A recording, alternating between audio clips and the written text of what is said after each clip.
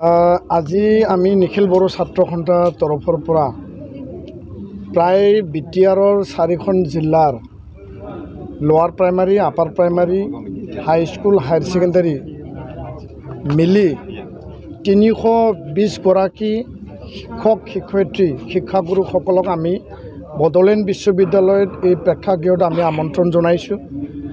আৰু তেখেতসকলৰ লগত গুণগত শিক্ষা আৰু যোৱা 2025 জানুৱাৰী ফেব্ৰুৱাৰী মাহত অনুষ্ঠিত হোৱা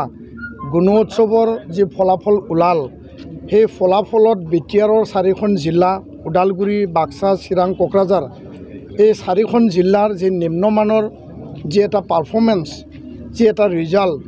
ইয়াৰ ওপৰত বিতং আলোচনা আৰু পৰ্যালোচনা এতিয়া বৰ্তমান চলি আছে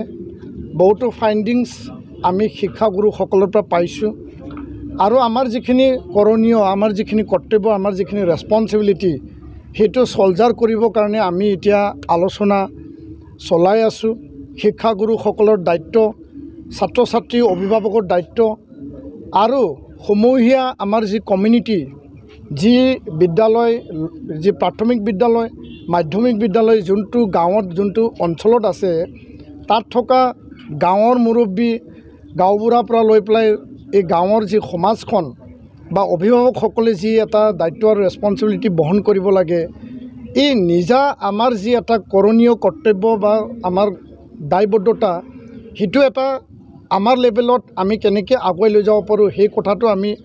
মানে আলোচনা কৰি পেলাই আমি সিদ্ধান্ত লৈছোঁ দ্বিতীয় কথাটো হ'ল যে চৰকাৰৰ যিখিনি কৰণীয় গুণোৎসৱ পাতিলে তথ্য এটা ওলালে ৰিজাল্ট এটা ওলোৱা হ'ল কিন্তু আমি কৈ আছোঁ যে যোৱা 1.5 বছৰ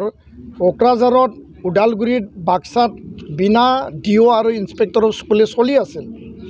আৰু বহুতো ঠাইত বিঅ' বা স্কুল ইনস্পেক্টৰ পৰ্যায়ত মানে গাঁও লেভেলত বা বিদ্যালয় লেভেলত একাডেমিক ছাৰ্ভে নহয় বা এছেছমেণ্ট নহয় তাত যোৱা নাযায় তো এই ক্ষেত্ৰটো আছেই তো ইয়াৰ কাৰণে চৰকাৰৰ যিখিনি দায়বদ্ধ গুণোৎসৱৰ যিখিনি ফাইণ্ডিংছ যিখিনি অসুবিধা পাঠ্যপুথি এতিয়া সময়মতে নাহে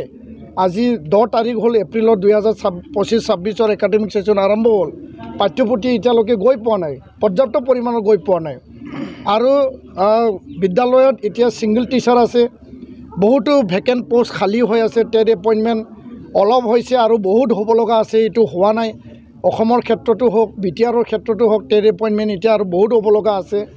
ইয়াৰ লগতে সমান্তৰালভাৱে যিখিনি আমাৰ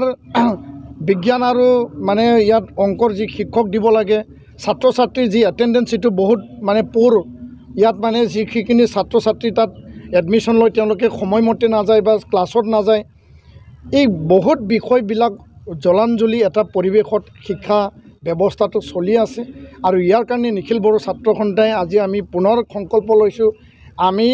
অহা জুলাই মাহত প্ৰায় 5,000 শিক্ষকক লৈ পেলাই মানে সমগ্ৰ অসম আৰু বিটিআৰত বড়ো মাধ্যমৰ শিক্ষকসকলক লৈ এটা এডুকেশ্যন আৰু টিচাৰ্ছ কনক্লেভ আমি ইয়াত আয়োজন কৰিম আৰু ইয়াত ভৱিষ্যত আমি এই আৰ্টিফিচিয়েল ইণ্টেলিজেঞ্চ ডিজিটাইজেশ্যন স্কিলৰ এই যুগত আমি কেনেকৈ আমাৰ ছাত্ৰ ছাত্ৰীক ভাল শিক্ষা গুণগত শিক্ষা আমি প্ৰদান কৰিব পাৰোঁ ক্লাছৰুমত শিক্ষাগুৰুসকলে ছাত্ৰ ছাত্ৰীৰ লগত যিখিনি পাঠদান কৰে সেই পাঠদান যাতে মানে কোৱালিটি পাঠদান হয় আৰু একাডেমিক পাৰফৰ্মেঞ্চ ভাল হয় সকলো কথা তেওঁলোকে যাতে একাডেমিকৰ ওপৰত বেছিকৈ গুৰুত্ব আৰোপ কৰে কিয়নো তেওঁলোকে প্ৰতিযোগিতামূলক পৰীক্ষাত যাব লাগিব ভাল ৰিজাল্ট কৰিব লাগিব জ্ঞান আহৰণ কৰিব লাগিব সেই কথাটো লৈ পেলাই আমি আজি সিদ্ধান্ত লৈছোঁ লগতে প্ৰতি 15 দিনে মূৰে মূৰে নিখিল বড়ো ছাত্ৰ সন্থাৰ আৰু বড়ো সাহিত্য সভা প্ৰাইমাৰী বড়ো টিচাৰ এছ'চিয়েশ্যন আমি মানে যুটীয়াভাৱে সেই বিদ্যালয়বিলাক আমি পৰিদৰ্শন কৰিম আৰু কেইবাটাও আমি বিষয়ৰ ওপৰত একাডেমিক যি এটা পাৰফৰ্মেঞ্চ একাডেমিক দিশ মানে গুণগত মানৰ এই শিক্ষা প্ৰদান আৰু জ্ঞান আহৰণ কৰা ছাত্ৰ আৰু শিক্ষকৰ মাজত যি এটা ব্যৱস্থা সেই ব্যৱস্থাটো যিমান পাৰে আমি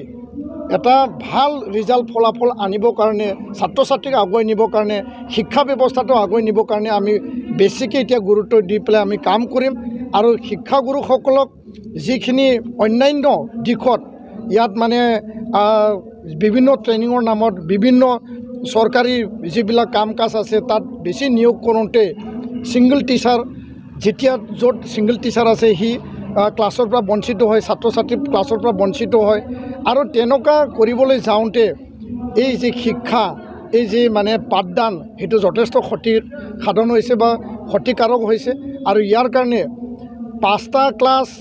25টা ছাবজেক্ট লোৱাৰ প্ৰাইমাৰীত আৰু 15টা বা 16টা মানে ছাবজেক্ট 3টা ক্লাছ আপাৰ প্ৰাইমাৰীত সেই ব্যৱস্থাটো এতিয়া যদি নিয়াৰিকৈ চলাব লাগে, পৰ্যাপ্ত শিক্ষক আৰু শিক্ষাগুৰুসকলক বিভিন্ন কাম কাজত যিবিলাক মানে অনাহকে লগায়, মূল কামত লগোৱাত আমাৰ আপত্তি নাই, কিন্তু অনাহকে যিবিলাক মানে তেওঁলোকক কামত লগায় সেই কামৰ পৰা আমি অলপ সকাহ দি পেলাই প্ৰাইভেট স্কুল বা বেলেগ স্কুলে যেনেকুৱাকৈ তেওঁলোকক একাডেমিকৰ ওপৰত বেছি পাৰফৰ্মেঞ্চটো দেখুৱাই তেওঁলোকৰ এটা কম্পিটিশ্যনৰ এটা যি ব্যৱস্থাটো যায়, সেইটো দিশ চাই পেলাই আমি একাডেমিক আৰু এই ক্লাছ আৰু ৰিজাল্টটো বা তেওঁলোকৰ জ্ঞান আহৰণটো আমি বেছি গুৰুত্ব দিব লাগে বুলি মই আজিৰ এই আলোচনাত বিভিন্ন অবজাৰভেশ্যন আহিছে, বিভিন্ন প্ৰসংগ আহিছে, সেই প্ৰসংগটো লৈ পেলাই আমি কাম কৰি যাম, সেই কথাকে আমি আপোনালোকক ক'লোঁ।